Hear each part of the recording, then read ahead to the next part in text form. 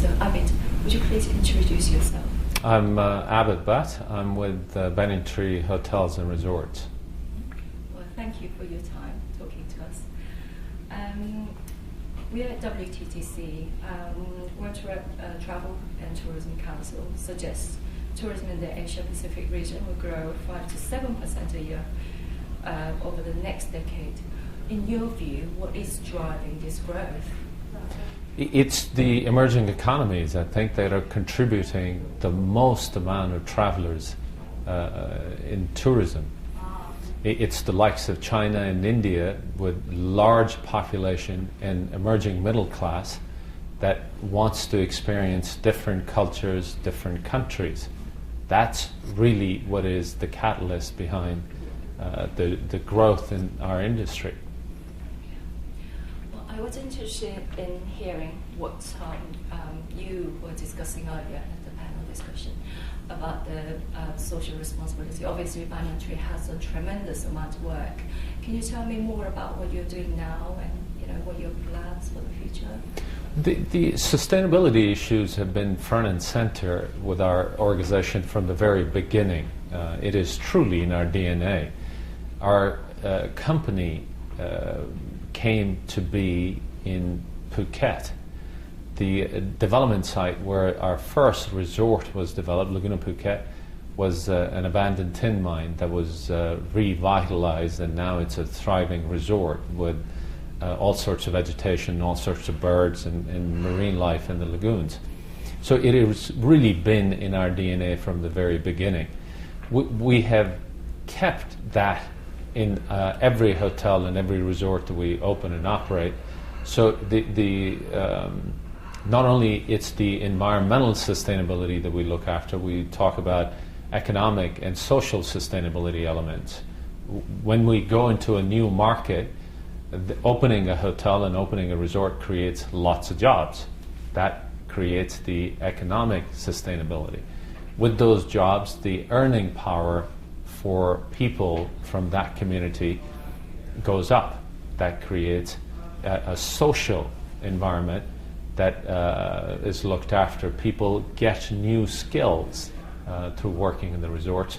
So it's a win-win for everybody. That process has continued. The environmental sustainability that has been with us for a long time, and social and economic sustainability is a big part of what we do and how we operate our hotels. At WTTC Asia Summit, the theme is staying ahead of tomorrow. So what is Banyan Tree doing to be able to stay ahead of tomorrow? It's looking out for the trends, whether it's the trends relative to tourists that are coming in the markets that are contributing most of the tourists. We have to be sensitive of preferences, cultural differences, and make sure that we're ready to service these travelers in different parts of the world.